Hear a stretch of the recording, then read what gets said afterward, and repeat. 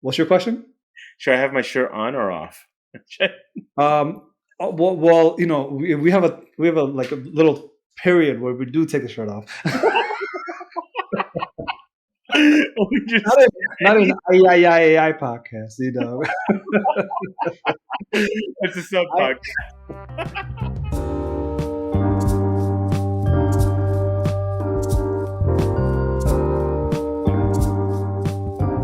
I have Joey here with me. He's one of those cool guys that I used to hang out with, right? Because when I was hanging out with Joey, uh, we've had fun, and he was one of those cool guys that was always just very fun to be around. So when I met Joey first, of course he didn't have the mobile cigar lounge, which is a huge success at this point. Everybody's raving about it. If you're having events and parties, you are definitely going to have to look into mobile cigar if you're into cigar smoking. So today in AyAyAyAi podcast, with lots of enthusiasm, I have Joey Mack. Joey Mack, what's up, man? Hey, what's up, Steve? Thank you again for having us at the I podcast. So I appreciate you giving us the opportunity to share our story, my man. Nice seeing you. Yes, absolutely. It has been a while. You are in East Coast, and I'm in the Midwest somewhere, and the distance probably is not keeping us from talking, but it's definitely keeping me from hanging out with you and hanging out with events that you are going into. But tell us a little bit more about these events. Tell us what it is that you guys are accomplishing. I know this is a group of guys that are coming together to provide an excellent event experience. Yeah, no, thank you, Steve. So yeah, we create beautiful experiences and turn them into unforgettable memories over a cigar. So basically, we bring the cigar, the ultimate cigar experience of cigar rolling, having a cigar bar, a whiskey experience, bourbon experience directly to you. It could be at your venue, could be at your office, could be at the golf course, it could be at your home. So we're completely mobile. We've been in 17 states, all across the nation, and it's been nothing but fun when your job is smoking and joking. So totally love it, and it's veteran owned and operated, and we hire vets, first responders, and those connected. So that's a big part of who we are and what we do. Yeah, I would say just to give a little background between what it is that we used to do. We used to hang out together when we used to do Mission Continues Project, which is a veterans organization. So a big shout out to the Mission Continues for what it is that they've been doing, which is to help communities um, shine lights into the community projects, so that way it's just not the community that's working in that project, but also these outsiders with veterans experience coming in together to provide this community with some help, the labor, the Yeah. cost, the logistics that they need. It was a good times, and as veterans we came together, we did the projects, and not only do we help the community to do a project, but we also enjoyed ourselves, and that's how I met Joey Mack. So Joey Mack, this veteran-owned small business. What's your experience been like as a veteran who started a small business and growing it rapidly? What's your experience been like with that? Yeah, no, appreciate it, Steve. And definitely shout out to the mission continues. Especially getting out of the military in 2011. I've always missed that camaraderie. A big thing I used to say is, I don't miss the circus, I miss the clowns, right? And and the mission continues brought me back to that. I got to meet so many people, not even you, Steve, but even more people like around the nation, right? Where we all have just this bond and foundational part of ourselves that we are veterans, and we wanted to go to our local communities and help support and go to different areas. And that's a big part of who we are as a business, right? Since 2020, we've been always giving back to our communities in terms of donations, right? Just past last year, we did close to $35,000 in donations. This year, we're about close to almost $50,000 donation, and these are going to local nonprofits that are veteran owned, or it could go for for kids, it could go for homeless veterans, it could go for different adult disabilities. So which is why we created a nonprofit on compatriots of the leaf. But the reason why I'm saying this is because our service has a big plays a big part into our business because we always give back to our community. And we created this business as a small veteran business owner that we hire veterans, first responders, and those connected. And the reason being is if you're going to have an event where you want to celebrate and enjoy life, why not have it with people that actually understand the meaning of life? And understand that life is short. You need to celebrate it when you can. So when we celebrate these things, weddings, birthday parties, holiday parties, these are big events that we want to be there and become and enhance that experience for you. So for being a business owner, it's been great. It's been challenging, absolutely. We've been in the trenches. We are still in the trenches, but we're continuing to fight. But it's awesome, man. When you grow a company that we just ticked over 1 million in revenue. The team is fantastic, and when we're building that and we're building that journey, it's from where we started to now. It's an incredible moment with my two business partners where it was just us three in the beginning. Now we have a team of like over 65 plus that we're leading into 2023. So it's been really fun as a veteran business owner, and also what I think as a veteran business owner, you also have to set a standard, right? That's right. Being a veteran business owner, being a veteran, a minority business owner, like you are setting a standard for yourself so that anyone else that works with a veteran company, they know that when they work with us, they should get the same customer service, the same passion, the same deliverables with all across the board from veteran business. So we're also representing a community that we want to make sure that we empower at the same time. Yeah, this community that we keep going back to, right? I don't know if everybody sees it, but people on audio probably cannot see it. Joey's wearing a mobile cigar hat, and I'm wearing a Bunker Lab shirt. So Bunker Labs, another shout out, just like Mission Continues, another shout out to Bunker Labs as well, because Bunker Labs, I think, added a little bit of flavor to your journey so far. I mean, uh, tell us a little bit more about that, because that probably paved some ways for you, didn't it? Oh, absolutely. Mission continues. I found my love of working in the community, so I started working in job for about 4 years, 3 4 years, in a veteran nonprofit called Hope for the Warriors, where I helped transitioning veterans from military to civilian life, which I loved and loved the community. Unfortunately, I was growing my business. April 1st of this year is when I left and did this full time now. Um, During that time, especially during COVID. So first off, shout out to Bunker Labs, which is an amazing organization. They hired me for an event, and then a lot of the alumni, some of the people that you and I know, were alumni through the program, and they're like, "Hey, Joe, you should go through this program." I was probably like two years and change into the business, right? Oh, a year into the business, and then I was just like, "Oh, you know what? Let me go for Bunker Labs." So I went for Bunker Labs in 2020. We all know what happened in 2020, and they started doing virtual cohorts. So I became one of the first virtual cohorts that we did, and it became successful.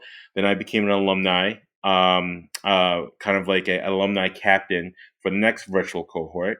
Now I have my new cohort that I'm facilitating, which we're ending in December. I'm beginning a new cohort in January, and then I just got accepted to the CEO circle. So I've known Bunker Labs. I've been to their program from the start as just being hired as just a veteran business to do the event, and now I'm an ambassador as well as part of the CEO circle, which I love because it's a different type of atmosphere.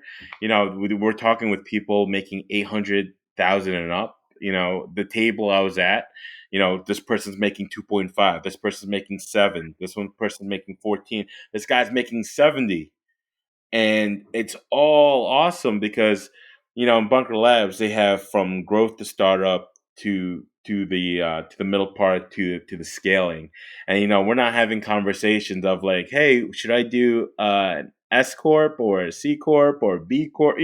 Should I actually work on my website? These are actually questions about growing and scaling your business. About like, hey, managing a sales team. How to enhance marketing.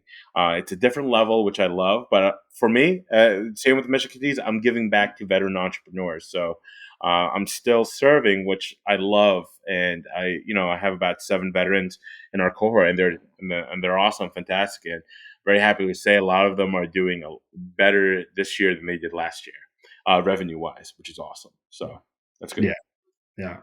I think uh, this shift in a veterans community, right, where the communities are growing, communities are coming together, communities are helping each other out.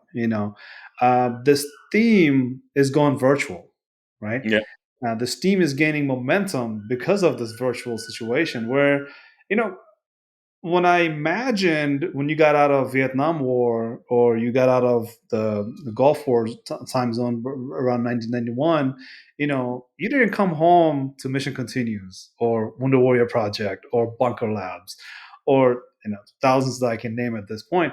But you came to very few select ones, and it was a brick and mortar kind of a place. You had to walk in there, and you had to make the intention of going in there. And I can tell you, having this community virtually happening has been amazing because come 2020, that was my first cohort in Dallas, Texas, and this is the first cohort chapter that was for Dallas, Texas, and I was in it, nice. and I got selected to be in it, and it was amazing to see like Bunker Labs, which I used to think that you're getting an incubator space and you're going in there in person, but when they started doing it virtually, I was like, whoa, I have to be part of this, and I did Absolutely, take part in it. And I was a captain on the second cohort. love it. Enjoyed my WeWork access card, to get into WeWork and have free space there. Enjoyed it all. Um, it's about that. Like my intention behind this podcast is to engage not just IT minded folks, right? Like the people that are very techie like. It's not for me. Like I'm not promoting to them. I'm actually trying to promote to the small business owners. That was my intention Mm. behind this podcast, and this episode being the first one being released in 2023 of January.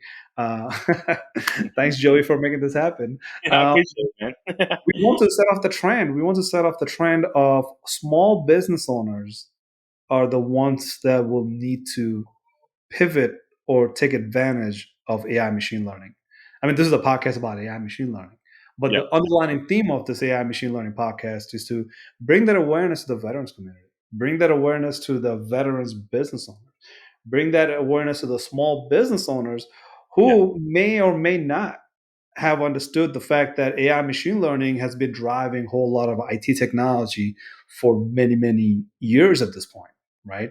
And we will see more of that. These messages are getting out there and getting stronger and stronger. So when I joined Bunker Labs, I was talking about small business, how to help small business, because my mom and pop, they owned a small business and it went under because I went to the military because they weren't able to sustain it with other employees. So as much passion I put into that small business, they weren't able to match that once I left for military, once I turned 18. So you can imagine I was working in that small business when I was like 16 years old. Mm. So I had some passion behind it. And, when I left, that business went out. So when I joined Bunker Labs, that was my way of giving back to the small business community, Mm. especially the veteran owned small business community. Absolutely. So this podcast, I want to set up this theme here, and I want to engage with more small business owners and have them come into the podcast and say like, this is my business, and what the hell does AI machine learning have to do with any of that? I love it. Right? Let's do it, bro. I think that's the question you're asking. You're like, wait a second, AI machine learning. What am I going to do with that? But of course, you're on this laptop and you're using technology like Excel sheet. Earlier, we were talking about how you're tracking all your sales, how you're tracking your projections, and you're having all the small business talk that using small IT tools, right? Yeah. But look, there's no small IT tools. All businesses use Excel sheet just like you do. Hmm. All businesses are using laptop just like you do. All businesses are using data communications just like you do, right? So when it comes to small tool and small business, there's no small anymore. It's just like everybody has the same gadget. It's just a matter of how much scaling you have in order to utilize those tools, right? Absolutely. Well, of course, you don't need the full blown 50,000 laptops in your organization, but one that you have, it operates really, really good for the size of the business that you have. Um, and that's a good starting point to talk about small business now, because any small business that intends to remain small is waiting for the opportunity of other competitors to show up and take their business away. Mm, So my mentality when it comes to small business is that you are never a small business. You are a growing business who's looking to get to the mid-sized level enterprise. So absolutely. SMB, small, medium, and large business, right? Correct. So when you're looking at the small business, I always refer a small business to a growing business. A growing business is the only survival bloodline for any business. You always have to grow, and as you're growing, you're projecting out a vision to say like, okay, look, in 2022, I'm here. People will call me small, but I'm calling myself growing. And as I'm growing, I know what it is that 2025 will bring. I know what it is that 2030 will bring. And am I scaling my infrastructure as I'm growing my business, as I'm growing my clientele? Am I growing my infrastructure to handle that amount of clientele? Right. One of the things that I was experiencing is that like I was dreaming for clients, and when they came, it became reality that I cannot handle these clients, Mm, mm, right? So when it comes to small business, first thing first is a growing business that is evolving over time to grow into a medium-sized business, and medium-sized business and forward on, right? Um, that's the only way to survive, in my opinion, right? And when it comes to AI machine learning, I always want to talk to the small business owners, again, the growing business owners that are in the startup level, calls themselves startups, identifies as a startup, to say, start pivoting, start thinking towards, I know this business process that I have today will grow eventually. I will add more business line into it. And as I add more business line into this business process, I will need to manage the data that is happening in between this business process. So an Excel sheet turned into one Excel sheet with few tabs, right? That's how you know your business is growing, because you start off with that one Excel sheet on single page, and then you add our tabs to it. You're like, wait a second, this is getting complicated right now because I got to go through tab to tab, and then your Excel sheet becomes somebody else's Excel sheet. Now that's another problem. You have a headache because I your agree. Excel sheets are no longer in your control. Somebody else is manipulating those data and adding stuff in there, right? Um, these are the sort of conversations I want to have going forward in 2023 with small business owners, startups, growing business, mid-sized business. The CEOs, the CIOs, the CTOs, COOs, I want them to come to understand the fact that even if we don't pay attention to data, somebody else is paying attention to us using that data. So, Absolutely. in order for you to be visible online, you have to use data. In order for you to have your logistics tracking, you have to have data that you're controlling, or you have awareness of, right? You're able to put more data in or extract that data to make a use out of it. What do I mean by that? So when I look at an organization, all organization has the same platform. It's just that they have different product or different sales team, right? Or sales methods. Correct. But every organizations have administrative work. Every organization have product development work. Every organization has sales team work. So when it comes to the data, all three of them have to be in sync, as in one should be able to identify the other's data. 100%. And this data is what helps you to keep everything in track as you grow. So it's kind of like keeping that string between administrative work and product and development, and the string between product and development to sales, and then so on and so forth, right? So that string keeps it tight. So if you pull one string, everything comes with it, right? Mhm. Your data are able to give you not only insights, but here's the future part of it, right? Well, not the future, it's already here. It's just that when you look at your vision for 2025, your 2030, you have to say like, well, this gets a little bit complicated, because now as those data grows, can I talk to my data? Mm. because my Mm, data can talk to me, like gives me an insight, tell me a story, right? But can I talk to my data? And that's something that is AI machine learning is working on right now, right? We had Chat GPT, which was released about a month ago, and excuse me, not even a month. It was less than a week and a half ago. Already has million subscriber in it. The highest, the most like fastest growing subscription to any product in the internet. Chat GPT has a million mm, subscribers within a week. mm. That's how many people signed up to use it because it is an amazing chat that is that is challenging all the other chat bots that we previously know of, right? But we'll hit on that more. We'll hit on the data more. We will hit on all these topics of like growing your small business, growing your startups. We'll hit on that more. I'm gonna take a break and I'm gonna let you give me some of your thoughts on what is that you're hearing and does that jive with you? Yeah. Uh, yeah. So, especially with technology, right? There was once upon a day, someone didn't know that you could do everything on your phone, right? You listen to music, you could. Now it's like now there's a cloud. Now you have living documents when you use Google Drive that people can write on, and sometimes we do it. So technology is growing, right? And for a growing business to not be able to identify that is going to be it's going to hurt them, right? One thing that we could that I take from this is that even with like social media, right? A lot of people use it, a lot of people don't use it. But for depending on your clients, like for me, a lot of my clients they're on the Instagram. A lot of my future clients are going to be on TikTok.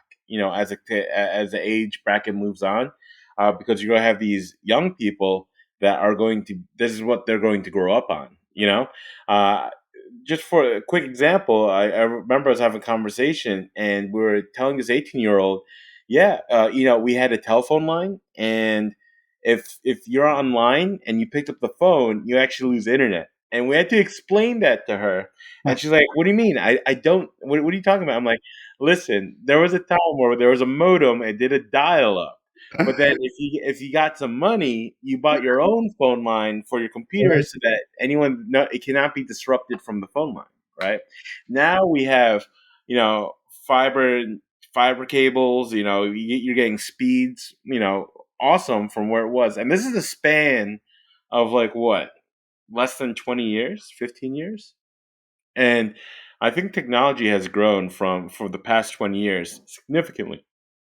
So when we're talking about AI or IAI, you know, it's it's going to be a talk where you're going to have it because your competitors are listening in and they're learning more about it and they're seeing how can I implement this into our business. What can I do to enhance whether it's our marketing and data. And I agree with you, data is a huge proponent of what drives our business. So great thing about data, numbers don't lie, and what you have things on paper, and you got to make sure everything, as you're talking about the strings, they all have to come together. I'm totally in agreement with that. And thankfully, when I started my business, I started in Excel spreadsheets. I have data of how many weddings we've done, how many events this person has worked, how many cigars we've had, how much revenue we've done through each event, and that is a driver of what makes or breaks your business. Like if you don't know what's going on with your business, especially when you're trying to grow it or start it up, it's going to be very difficult to scale it when you're trying to multiply your business and getting more customers and different revenues. So that's what I got. Hopefully, I'm on par. So you're doing a great job explaining No, it. so no, I mean, you hit me right in the head when you said social media and numbers don't lie, right? Think about it, right? Social media. Well, depending on what social media you're using, if if you're scrolling up, right? Say, pick a social media like TikTok, pick a social media like Instagram or Facebook. Um, well, let's do the difference between TikTok and Facebook, right? If you're scrolling up on Facebook, if somebody likes your post, say 100, 200,000 times, versus somebody's post that gets like 200, there's a difference between that person that has 200,000 versus 200, right? Because what you're building is the credibility, the trust capability for that person who has 200,000. That means he's been in business longer. Yep. Those numbers are telling you that you can trust him. That number tells you that this gentleman provides a service, and he does provide it very well. And Yep. people on the other side likes it. So the persuasion in numbers not lying is very true, because when you want to buy a a product that costs $500,000, do you want to go buy from that guy who has 200 likes or 200,000 likes, Yeah. right? Like, Because now if you look at the price ranges, you start seeing the differences. Like, you go to Amazon, you see the reviews, and you're like, those reviews could be fake, but let me see how many people actually likes it. yeah. Those numbers don't lie. The reviews can lie, Yeah. but the numbers do not lie, right? The numbers you look at, like, well, hold on a second. I see two products. One has about 3,000 reviews. The other one has 5 reviews. Yeah. Big difference, right? The numbers don't lie. Social media is building on that capability. As in TikTok, how many views did your TikTok get? How many people likes your TikTok video? How many people follows you? So on and so forth. All these likes and follows are allowing people to build trust in you, right? Absolutely. And these numbers that don't lie, um, they are becoming an essence of marketing, Hmm. essence in your capability to grow your business, essence your capability to scale and sustain your business, right? It feeds into all of that. Every time you mention like Excel sheet, I think of like, well, what business doesn't have an Excel sheet? Let me think of that, right? Because any business that doesn't have an Excel sheet, they have a ledger at least.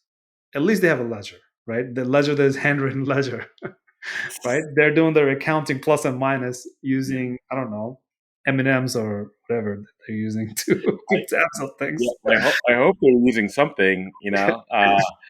Whether it's a profit loss statement, balance sheet. right? Any business that's not keeping track of that, I agree with you, Steve. I don't think that they're on the right foot, right? Right. When They're you not don't have, sustainable. They're not it's not sustainable. sustainable. Absolutely.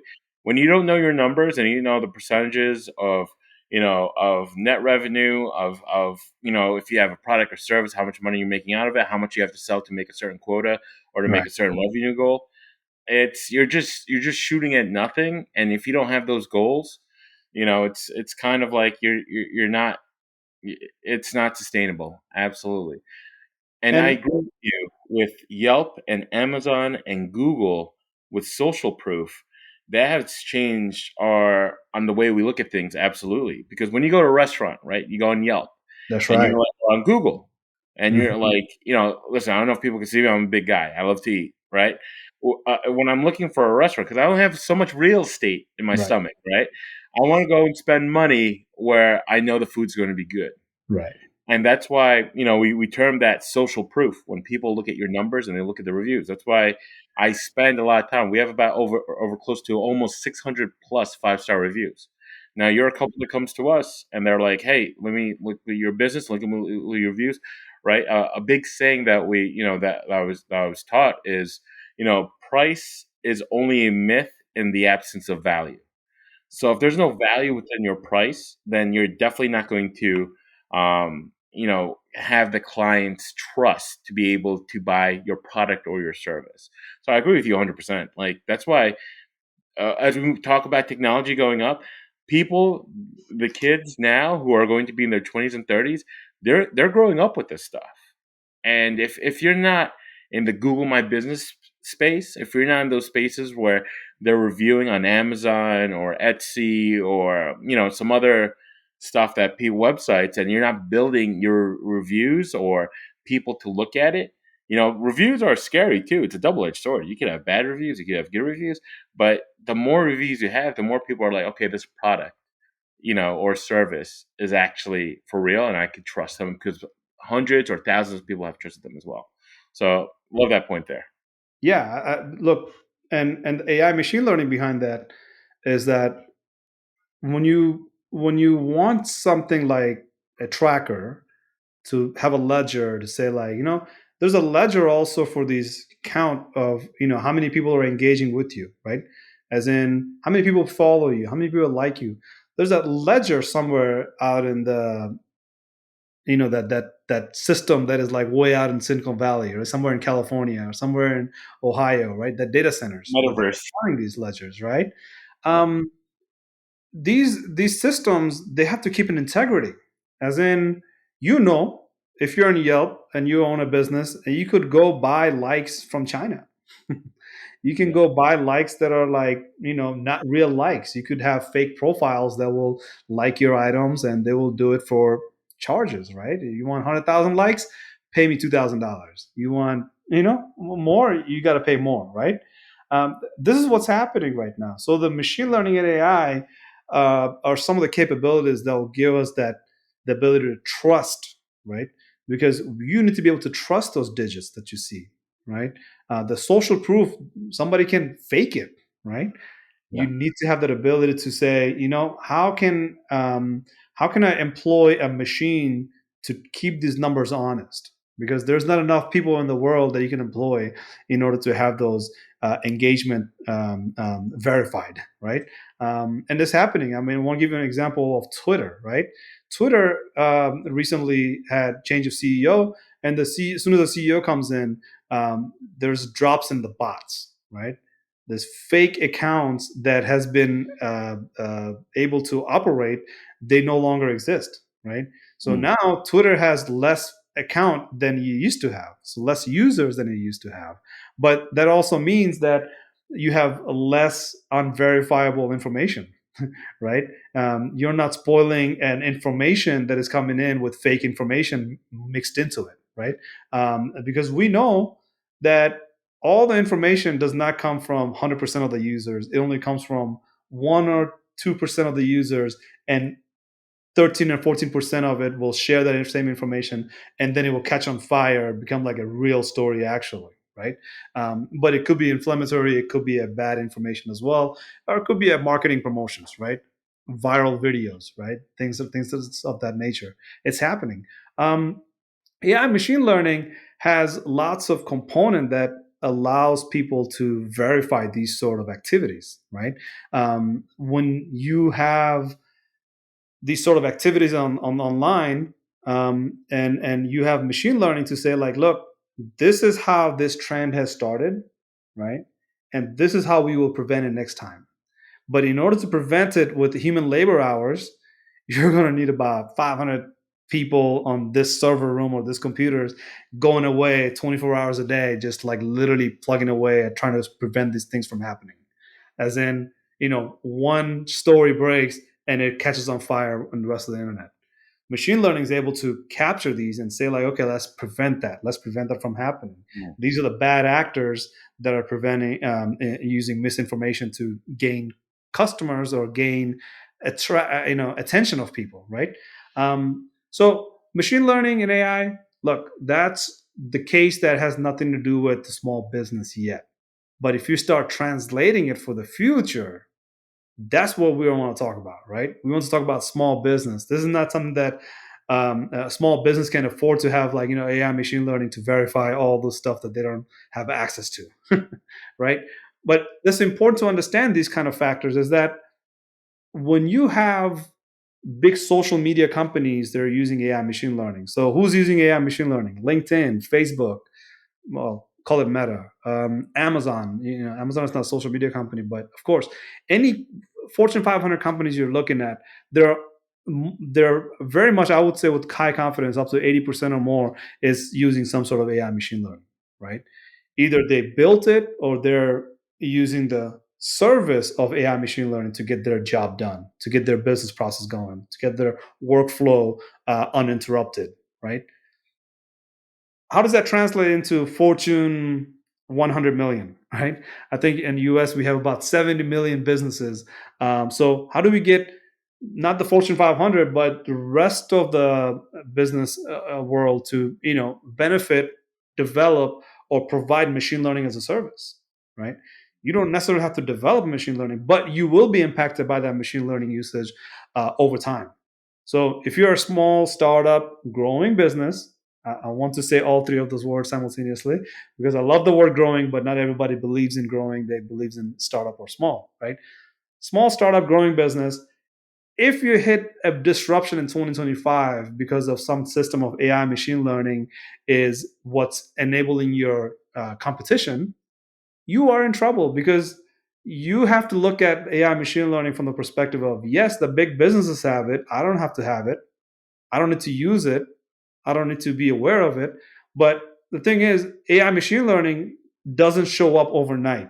It has lots of process that has to happen behind it, and it works its way up slowly. And when it does interrupt, it interrupts very fast. Mm. Because what happens is that when you develop an AI machine learning behind the scene, you are actually testing and verifying a lot of this functionality. So when it hits the market quick and takes the market by a storm, right? Because they do lots of preparations for AI machine learning services. So one example is Chat GPT, which I mentioned earlier. But Chat GPT is literally taking in a question and it's able to answer it. You give it any sort of text, it will try to have a conversation with you about that. Right? It's going to try to engage you into a conversation using the text that you're inputting. Right? So this machine learning capability that I mentioned earlier that shows up overnight. Well, good example of that is Chat GPT. Within a week and a half, it has more than 1 million subscribers already.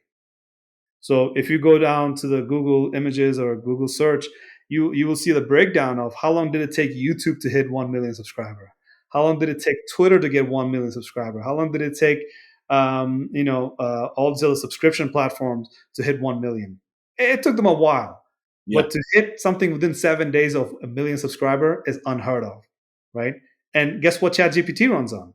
AI machine learning. Like the Mm. core component, the core competency of ChatGPT is machine learning, right? Its ability to learn from its conversations with anybody, right? It already has lots of information that it has, but as you add more information, it's taking that information in and is trying to better itself for the next conversation. So have better information, right? Um, so I hope I'm doing an okay job of explaining the transition between Fortune 500 owning machine learning and utilizing it and benefiting from it, and into why small business should start either become aware of it or start thinking about developing it or start subscribing to it, as in start using it somewhere so that way they have the capability to not be disrupted, which I'm assuming there will be lots of disruption in coming 3 or 5 years for AI, using AI machine learning in the business world. Dude, a lot of information, right? And I think it's the future, man. Because if you're talking about something that is able to respond, that could change, right? For example, people right now are using, like, I guess these many things we were talking about before, like these little chat bots that, like, when someone hits you up on Instagram or LinkedIn, That's right. it already comes up with these kind of like generic kind of like, these statements, or you program it. Now, what if you had something that actually reacts and is able to learn and able to talk, that could eliminate a lot of the manpower to actually, you were talking about, it takes 500 people that could probably do it. It could probably just take one machine learning capability to be able to do it. That's right. So that could be able to be in many places, right, and not have a huge workforce to be able to do that, right? You just kind of like manage it and drive data from it. So hopefully I'm getting it right, but that's what I'm getting from this conversation. Oh, look, I think you have the stream rolling. So let me continue with that human labor manpower conversation, right? A lot of the suspicion is that like as we add more technology to replace the human laborers, people will start losing jobs, and there'll be less jobs available, so on and so forth, right? Right now, we have the lowest unemployment rate in a very long time, right? Which is like a sign of good news, right? That we actually have more job opening than people to do those jobs, right? Yeah, We I cannot agree. even fill seats right now. That's how the situation that we are in right now. So when it comes to AI and machine learning, I think one of the target comparison is that AI machine learning will replace about 85 million jobs, as in it will take away 85 million jobs. Now, the other side of that equation of 85 million is that there'll be 97 more million jobs opening up in order to, um, you know, uh, provide AI machine learning services to businesses, right? So we will have shortages of people in a workforce, right?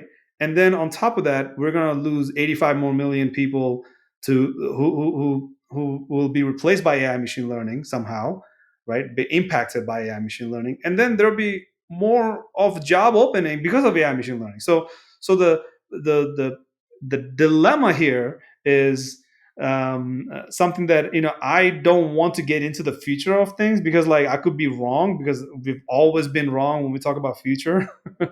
Like people in 1900 said dynamite will be the worst thing ever in a war zone, and they never realized that 1945 will have nuclear war. Yeah.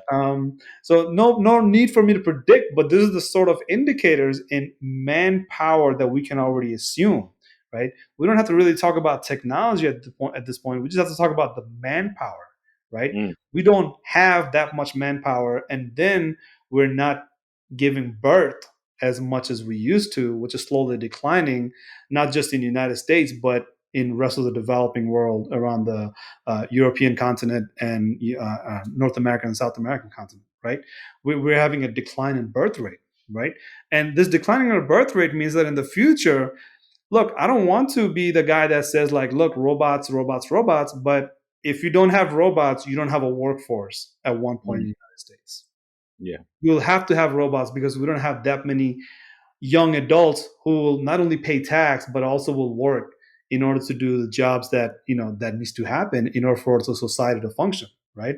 And we can say that, for example, 2020, when things came to complete halt, guess who got it going? It was those young adults that can sustain themselves outside and work in a fast food place or places where they can get sick, but they won't be affected as much, right? Those young adults is the one that ran the whole economy without shutting the whole economy to a complete halt, right? These young adults, you will become less in numbers, not in 10, 20 years, but 50 years from now, right? 60 years from now, because as me and you become that age of retirement, they're the one that's going to join the workforce, and all of a sudden there's not enough of these young adults to do the work. So the robots will happen. Manpower is going to shrink. So continuing with the theme of manpower, I just want to add another piece to that.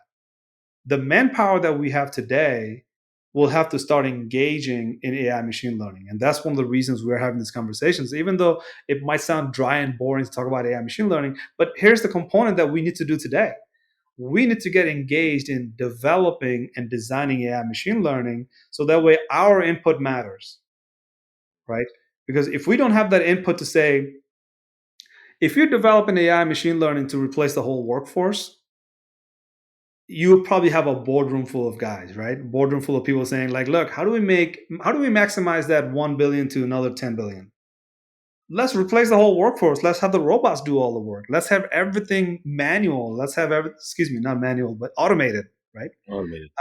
But if the workforce gets engaged and say like, this is not a boardroom decision. This is a workforce decision. As in the people that are working today, they decide getting together and say like, with all of our feedback, how do we develop the next levels of AI machine learning?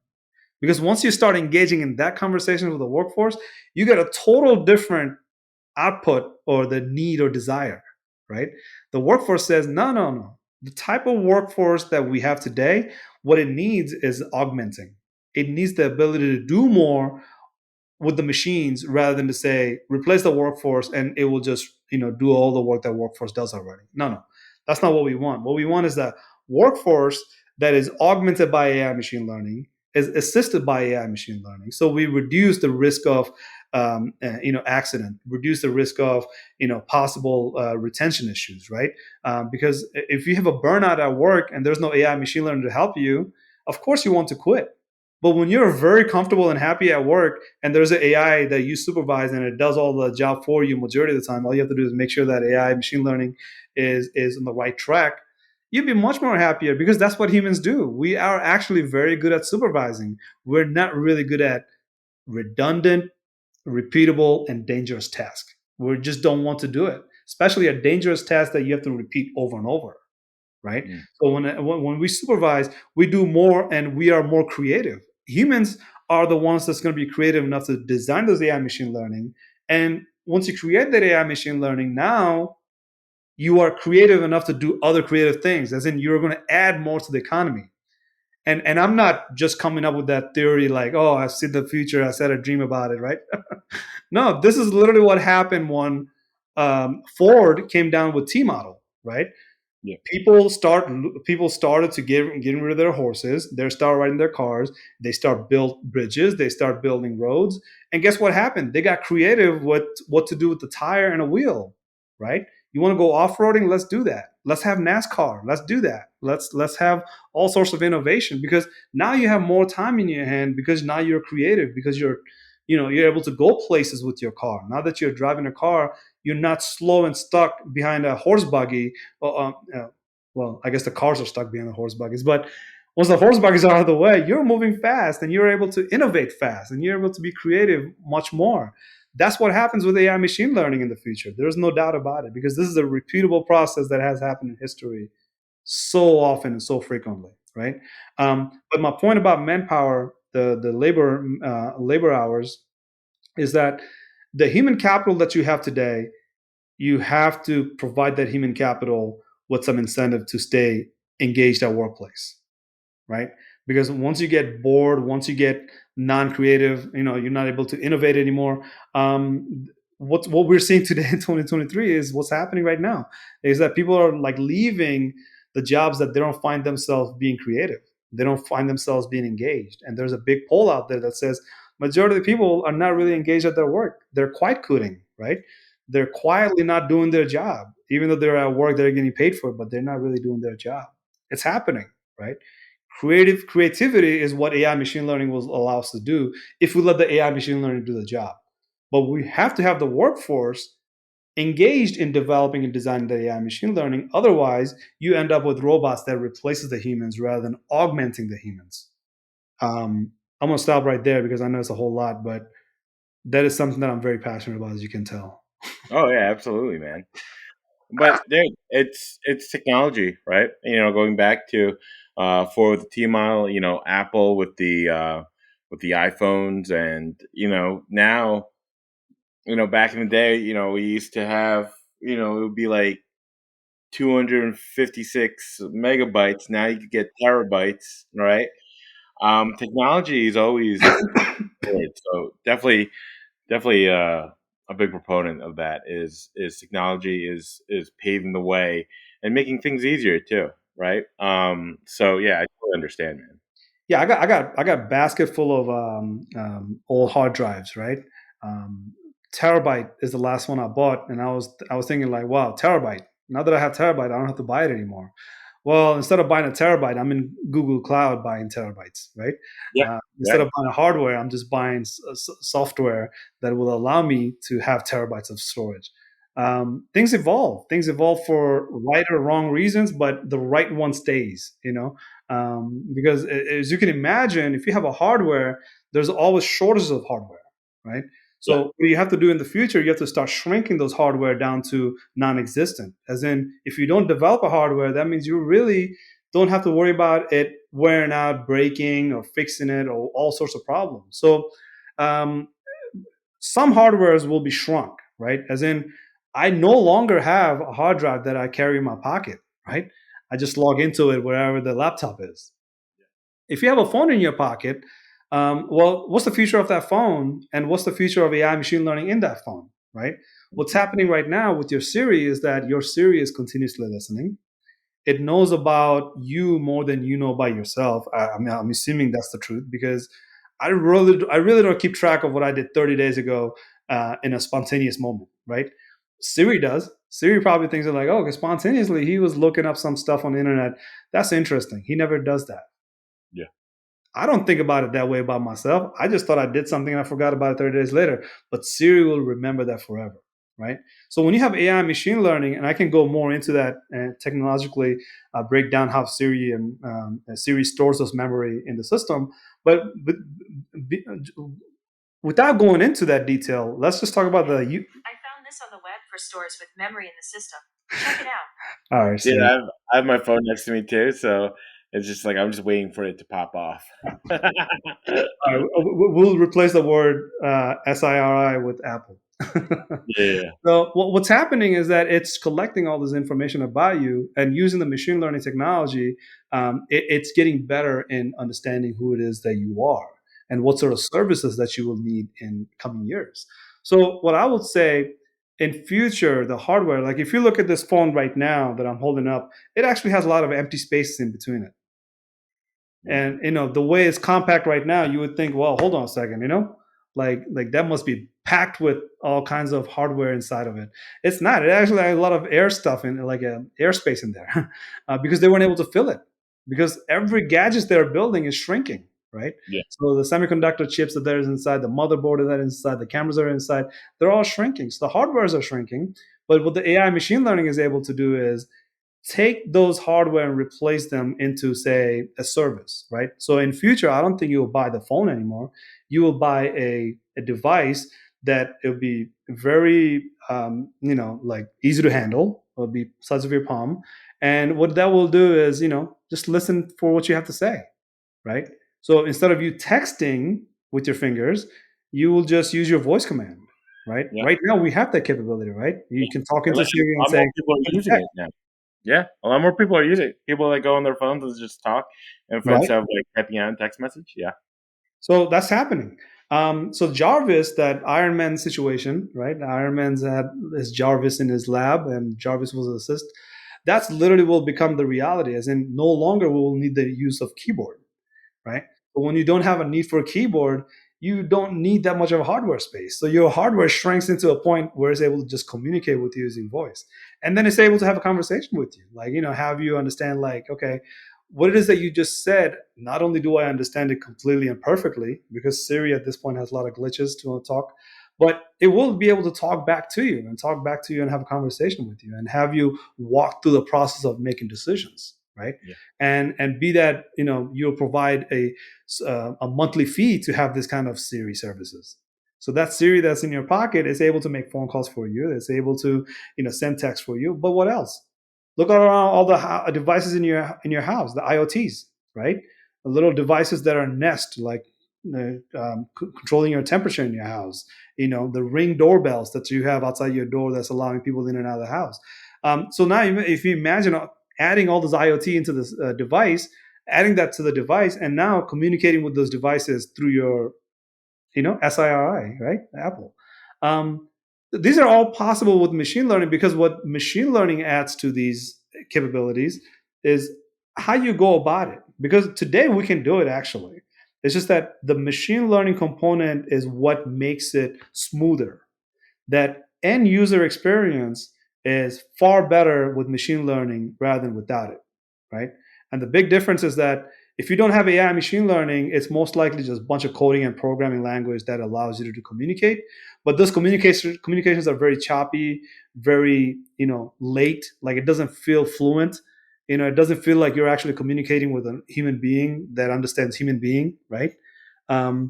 You will have the type of service that you will get without machine learning. It's far more slower, and that's why you don't have them today in the level that I'm talking about. You will have in the future, right? This ability to communicate with Jarvis, as you see in the movie, it was fast, right? yeah, We have Jarvis today. It's just not the fast one, right? We have Alexa at home, yeah, and Alexa is not as fast because Alexa is, now yeah. there's My thing's going off. sorry. But I agree, man. It's fast? What's faster? You saying it or you typing it out? That's You right. know, you and I could. We know obviously who wins if you had to type out a full paragraph or you say a full paragraph. Now, how much time? It's cutting in half, maybe more than. You know what I'm saying? Now with this phone, you say this question mark. You'll put a question mark. It's always evolving, and it's making things. It's giving us time. It's making things faster in our world today. Absolutely. Yeah, well, so that fluency of human like, right? That's the challenge that Alan Turing back in World War II put out. saying artificial intelligence, that's how you test a artificial intelligence. How human does it feel, right? So chat GPT, for example, as this answering your question, it will say, that's a touch of that human. Like, you're talking to an AI, but the AI says, let me answer that for you, right? But that also goes into the emotional intelligence of ourselves, right? Um, there are chat bots or companies that are developing AI that can figure out your emotions at that point. Like, as in, are you an angry customer who's calling in with a rush to say, I want to talk to a customer agent right now? I want to talk to somebody in the service department right now, right? Just from your voice, just from your level of emotions, it's able to say, like, okay, let me prioritize you in the queue so you have a better user experience, right? The user who's calling in for help has a better user experience. Or the other one that is like calm and cool, it's not a really rush, you're able to talk through the problems with that person without ever engaging another human being. That person could have those simple questions like, if I ask you 5 questions and I get to the solution, why let a human person engage with that? Why not let an AI take care of that problem, right? So you have these human in the loop concept where you let the humans do what the humans are really good at, which is to calm an angry person down by giving them what they want, which is that human contact, right? With another person, you can have an AI, right? So you have this AI working, assisting the humans to do better Yeah. jobs, right? So you have a user experience that increases over time. Now, as I'm speaking it, I'm conscious that small business owners will say, well, hold on a second. Like, how am I supposed to build it up and provide services around machine learning and AI? Well, first thing first, Joey, you will use chatbots in your marketing, right? Because you want that capability of somebody who types in a message, get an instant answer from you to say, like, look, I know what you want to do, and here are some details. Could you give me some more details, and I'll work on that, right? So you're able to qualify somebody who's engaging you as to see, is it a vendor trying to sell me cigars, or is that a person who's trying to engage me in booking an event, right? So you're going to use chatbots over time as you grow your business. You're going to use logistics to see, okay, how is my logistics looking? What sort of disruption am I anticipating? Because my business right now is on 100,000 cigars a year, but when it gets to a million, I need to have different sorts of understanding of my logistics, right?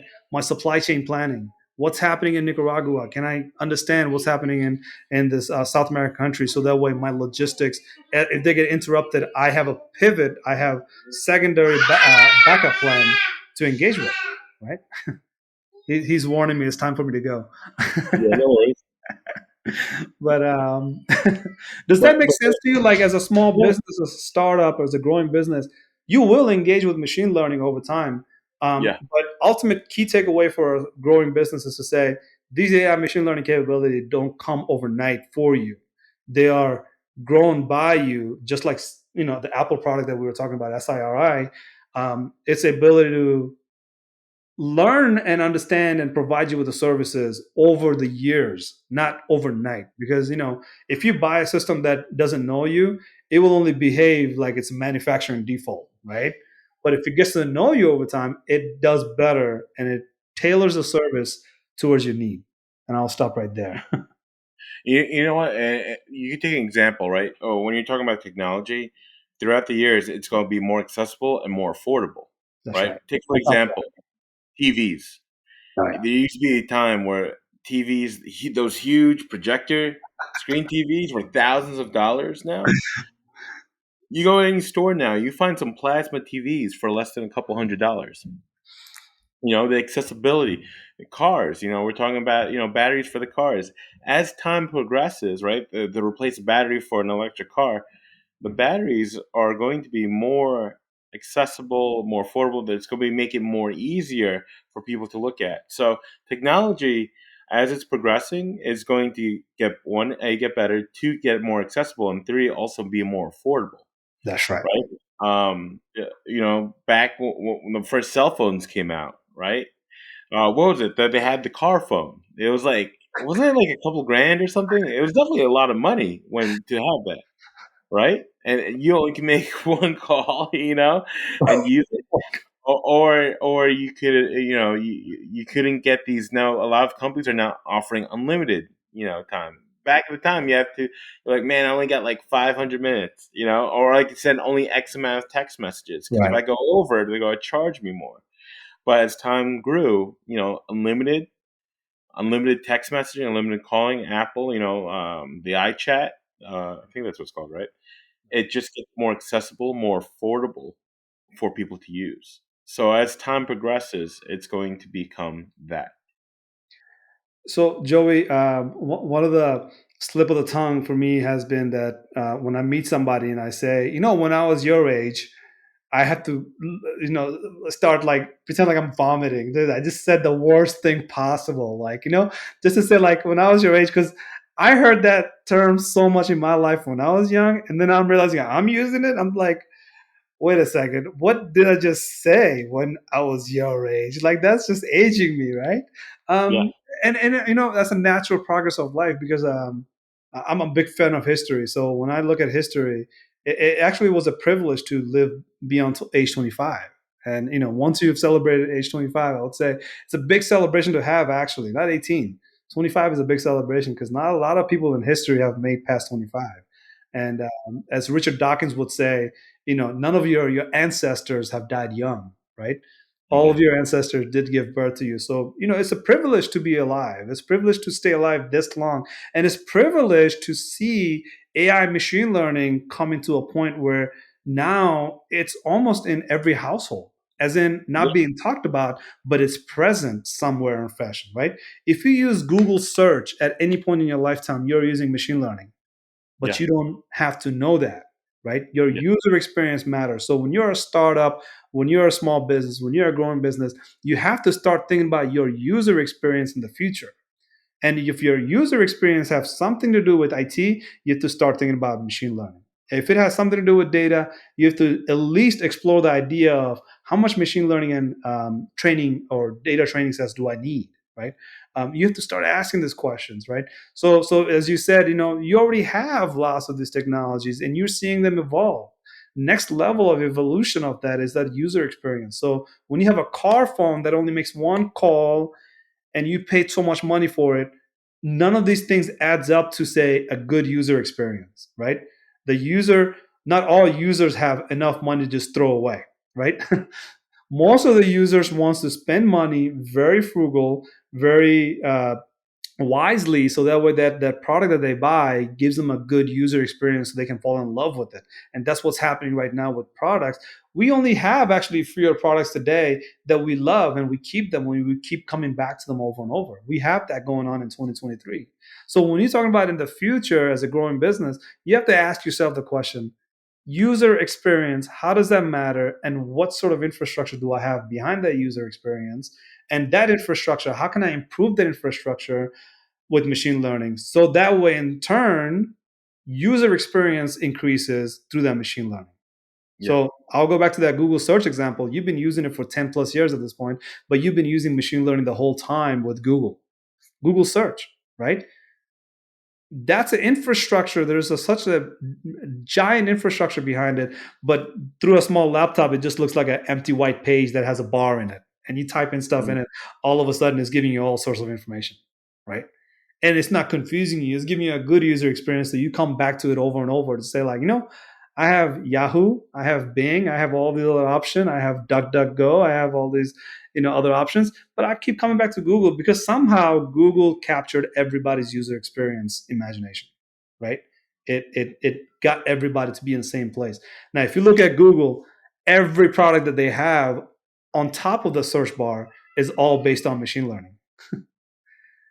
So I want people to start thinking about it and start taking action behind it. Not just that you have to go start buying things. You can always just think about it and research it and put things together for your startup and your small business, your growing business. So that way you're not getting caught off guard, because a lot of the things that will happen in the future is the competition will show up with that AI machine learning out of nowhere, and they Yeah, will do a far better job at marketing, far better job at keeping the track of their sales team, far better job at tracking their logistics than any business that's been around for hundreds of years, right?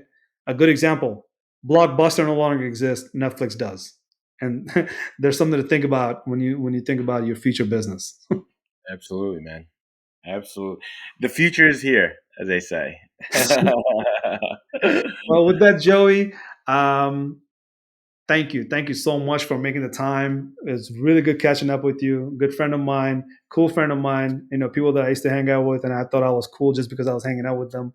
And uh, here we are, successful business entrepreneur, Joey Mack. Thank you so much for the opportunity.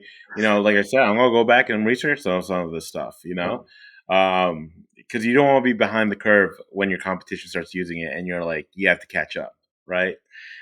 Maybe just do a little research here and there, and then you'll be able to. It's not gonna be as overwhelming. But thank you again, Asif, man. I just hang out with cool people, and I appreciate you having it on, and glad that we can reconnect. Ay, ay, ay, ay, ay. We'll see you guys next week. Take care, brother.